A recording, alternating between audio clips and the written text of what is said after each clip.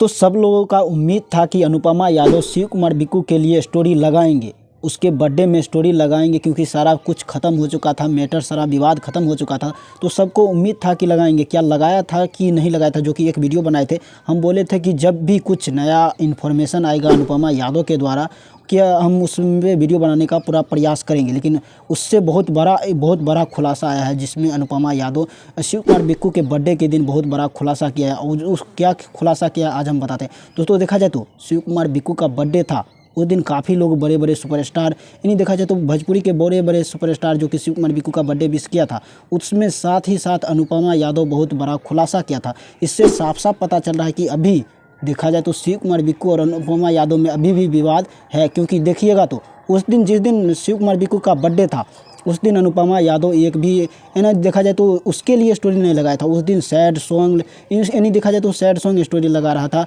ना कि शिव कुमार बिक्कू के लिए एक भी बर्थडे विश किया था, ना कोई फ़ोटो अपलोड किया था, ना कोई स्टोरी लगाया था। उस दिन सिर्फ और सिर्फ सैड स्टोरी लगाया था। इससे साफ साफ पता चल रहा था कि अनुपमा यादव शिव कुमार बिक्कू के बीच अभी भी विवाद चल रहा है, क्योंकि विवाद ख़त्म हुआ है नहीं।